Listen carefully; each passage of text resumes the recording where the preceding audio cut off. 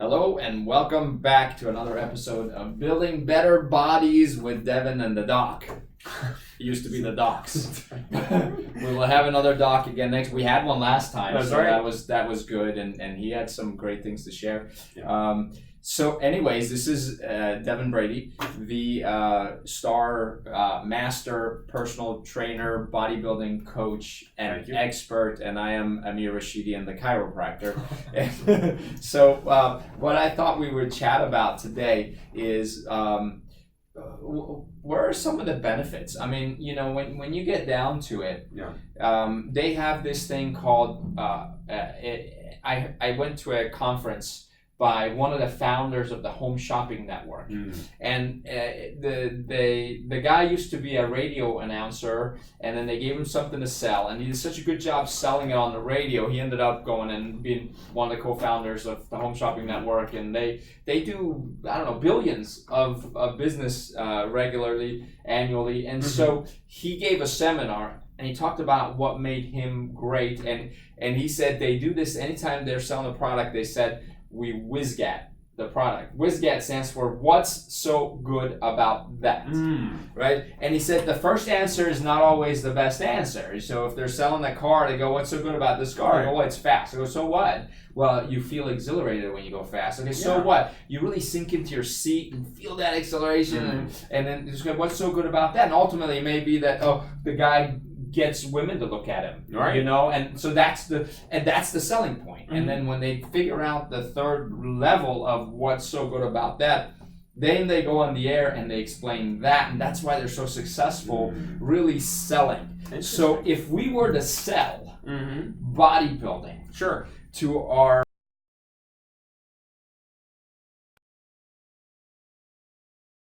That's a great setup. Well, I have a unique perspective in that my commitment to each and every twofold. You know, one, I want to get to know them as individuals. I want to get to know them as far as what's motivating them, what's inspiring them to achieve their goals, but I'm also at the same time representing what's best for their overall health. To that as a health professional, I want to make you happy, healthy, you know, as well as confident and pleased with how you look and the progress you're making and how you seek to move forward. So with all of that being said, first and foremost, I have to get you on a track to good health. So I have to at least be conscious of that aspect. If an individual would happen to be presented to me who is perhaps significantly obese, for example, and they were only worried about or fixated about muscle growth or having a really strong bench press or, you know, something along these lines, you know, my responsibility to that individual would at least be to make them aware of how they could increase their overall health and quality of life, perhaps by losing some weight primarily. Right. And then, because that will only help to further and strengthen their success in other realms once they get some of that body fat off. So, with that being said, I typically focus first on the more tangible benefits of getting in shape, you know, and by that, that's basically a simple way of me saying changing your overall body composition. So effectively increasing the amount of muscle mass on your frame and decreasing your body fat. And as a health professional, we're made very well aware of things that they like to call metabolic syndrome. So basically, this is a unique collection of symptoms that has kind of come to the forefront of our knowledge base, certainly in the American population over the last 10 plus years, because I believe the recent statistics have us at 3 million new documented cases a year of those people that are experiencing one, more, or all of the symptoms of this syndrome, and those are, as my recollection is high blood pressure, heart disease, stroke, cholesterol, and type 2 diabetes. So you can understand you don't have to think too hard to know somebody that's experiencing one or many of those. It might even be you. So the optimistic part of that message is that all 5 of those symptoms that I just mentioned can be reversed, stalled, or staved off by diet and exercise. So when you ask, what's so good about that? What's so good about getting in shape? Take your pick. Controlling high blood pressure, reducing bad cholesterol, reducing your risk for heart attack or stroke, strengthening your bones for an aging population. Watching this, if osteoporosis and loss of bone mass is a concern, it's a documented fact that weight-based, resistance-based strength training, causing the muscles to tug on the bone, will strengthen the bone over time. It'll promote muscle growth in bone growth, so it'll substantially decrease or reverse the natural aging process of bone loss for osteoporosis, for example. And I know that's especially true in the female population because they tend to experience osteoporosis a little bit more due to the fact that the estrogen levels and estrogen interaction with bone mass loss. Right. So there's a lot of great ways. So just looking at it, a quick glance, we can see from a bird's eye view that there's a lot of in-your-face benefits to engaging in this sort of health and wellness program, which generally results in an increase in lean body mass and a decrease in body fat. And these are things that can be substantial, and these are effects and positive benefits that can kind of reverberate through short term and long term, especially as somebody's in the middle portions of their life, or certainly those people thinking about enjoying long, healthy years, in retirement years, etc. It's such a shame that so many of us only focus on our health when it's seemingly too late. And you've used this saying time and time again. It's the equivalent of putting your seatbelt on after you've been in an accident. People are late 50s, early 60s.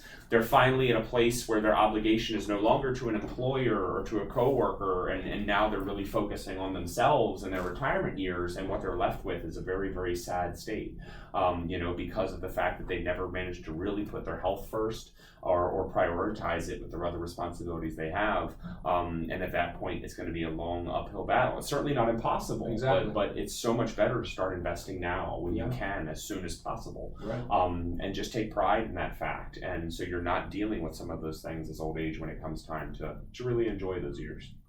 Yeah, a lot of people have trouble getting out of a chair. Mm-hmm. They sit down and then there was a big, I don't know if you remember the commercials. There was a TV commercial about this chair. It was a recliner, but you would push a button and it would basically eject you. Right. I'm not familiar. It would slowly come up and then it would get you up to a standing position. And I don't know if they stopped selling those or what. I haven't seen the TV commercial, but nowadays we all forward through all the commercials anyway. So I don't know if it exists or not. Right. This was a while back, and I kept thinking, you know what? If those people could hold a weight in their hand and squat down and come back up, their own body weight will never be a problem. Right. They'll never have a hard time getting out of a chair or getting out of bed. Mm-hmm. And if they can hold a weight in their hand and lift it up like this and put it down, then your arm's weight of reaching into the cupboard will never be a problem for you. Those are the tangibles. Mm-hmm. Those are the reasons. I mean, you're going to save yourself from stroke potentially, and save yourself from the diabetes, and save yourself from obesity and arthritis that comes with that obesity and osteoporosis. Absolutely. That's a given. And that's understood. But then but you're also going to have no trouble reaching overhead. You're also going to have no trouble hanging with your grandchildren when they want to go run in the park, and you can keep up with them, and you can do things. And then now let me tell you this: how's it going to feel when your peers come to you and say, "Wow, you can run like you're 20." Mm-hmm. I turn 45 tomorrow. And I remember the phrase I used yesterday when we were training. I do, yes. I said I don't look anything like I did 10 weeks ago. Right. Now we officially started training, I think 17 weeks ago. Okay. And 17 or 18 weeks ago, but then after 3 weeks I had those headaches, and then I stopped for 4 weeks, and then got started. So when I restarted until now, it's been 10 weeks. This is the 10th week. Yeah. And literally, I did not in my dreams think that I would see the changes. Listen, I'm not saying I'm happy with the way I look. I'm saying there's ways to go. And I've told you guys, and I've told you, I have a 10-year plan. So I always think, what am I going to look like in 10 years? Because progress is never linear, just like nothing in nature is linear. Correct. You're not going to say, oh, every day I'm going to put 0.2 ounces of muscle on, every day, and I'm just going to grow. Like, that's not the case. Sure. Otherwise, we would have 1,000-pound bodybuilders. Right, and we would too. They already have too short of a neck. Exactly. But so anyways, my point is that, there are times where, and if I wish Brandy was on the video with us today, she'll make a comment. Mm-hmm. And how do you think that makes me feel? She goes, "You're looking good." Yeah. You get, hey, where's that line wasn't there, or that muscle wasn't there a couple months ago, or my 9-year-old the other day, he's like, "Dad, when do I get to start training with weights like you? You're putting on so much muscle. That makes me feel good." Absolutely. Now, here's another intangible, right? So of course, you all want to feel good too, and some of you, I'm sure, do. But then you have other things you want to do. So there's a business you have, or a side business you want to take on, or you want to excel at a hobby or something else. Believe me, it's going to make you better in those things as well. Mm-hmm. Because, how many times are we doing a set? And I'll do the 10 reps that was required, mm-hmm. but then you go, let's see if you can do more. Yeah. And we'll crank out another 5 when we didn't think we could do. Right. Or we'll add weight for the next set. The set before I already failed on, but we'll add weight. Now I can do it again at a higher weight. And then when it comes time to pushing yourself in something else you want to do, whether it's in your career or your business or whatever it might be, you go, man, I don't think I can do that. But then you go, if I could do that there, I could do it here. That's right. Your confidence goes up. Mm-hmm. Would you say confidence is a valuable thing? Of course. And, I think you're hitting on a very, very powerful point. And I know this is certainly not specific to the male population watching at home, but I think it hits a little bit harder with them because strength training and resistance-based training will physiologically impact the level of testosterone that's released in a man's bloodstream. So let's hark on that point for a moment. Testosterone is the primary mood regulating hormone for men. So for those folks, you don't have to look far. For those folks that are naturally very low in testosterone production, you can see that. It manifests itself in a lot of ways. They're low energy, low enthusiasm, pretty lethargic. They can deal with depression and mental anxiety a lot more than many who are not. They're less engaged. There's certainly there's libido and sexual based side effects of having low testosterone that all go hand in hand. So when you talk about intangibles, things you can't necessarily see on the surface, that's a huge one. Asking your body to lift weights, especially at a high intensity level like we utilize as part of our training methods, this forces the body to release testosterone naturally as a response, because that's the way the body is designed through evolution. So having that regulated level of testosterone as a result of strength-based training can have huge, profound personality-related effects. Lifting weights can reduce anxiety. Yeah. Lifting weights can reduce cortisol. It can combat the levels of cortisol in your bloodstream, which is the stress hormone.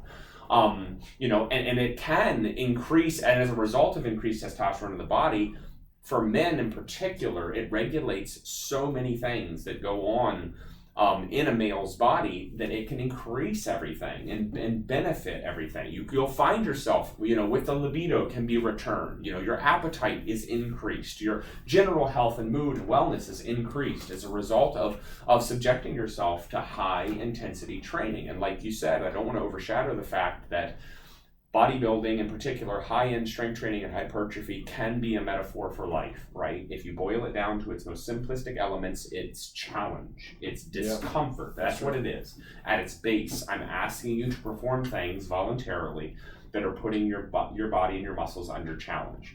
And then through my assistance or through my coaching to help you get through it yourself, you are establishing a behavioral pattern by which you, Dr. Amir, are meeting challenge and surpassing and succeeding said challenge.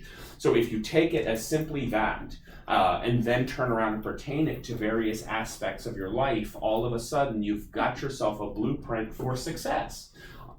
Life is always going to present you with challenges. Right.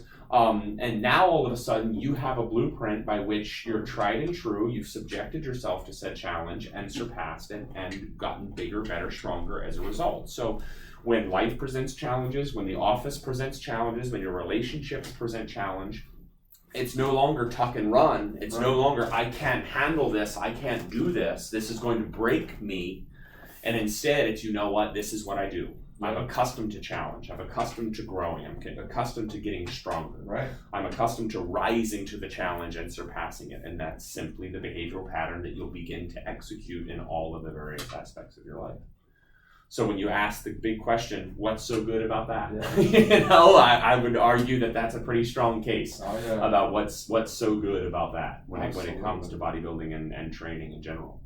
Absolutely. And to think that 10 weeks was all it took for me to start experiencing so much of that is phenomenal. So thank you for training me and helping and being there. It's been awesome. And, it's been a pleasure. So I look forward to more. In fact, you'll get so used to it that you won't want to stop. Right. You'll keep going. You'll feel good. So we want that for you. So how can they experience that? Yeah, guys. So again, if this is kind of impacting you and speaking to you on a personal level, and you feel like you're ready to kind of get your journey started and see where you can go in this field and how you can challenge yourself and how you can grow as an individual, regardless of age, race, gender, whether you're novice or expert, everybody can grow, everybody can learn, everybody can evolve. So if you're ready to take that step, just come on in to One Life South Frederick over in Buckystown off of 85 next to the Common Market, and just mention the videos. Mention Mid-Atlantic, mention me, Deven Brady, and just say you're ready to get started and you want to take advantage of your free 7-day pass, and we'll make sure you get that, no questions asked. And then you'll have full access to me, my team, my colleagues, all of the experts under that roof. And we'll make sure that we tailor a plan that's ready for you, and we'll get you started. Because sometimes, the first step is the hardest, and we're going to try to make that as easy as possible. That sounds great. I'll even answer your health questions if you have any. So take care. We'll see you on the next video. See you next time.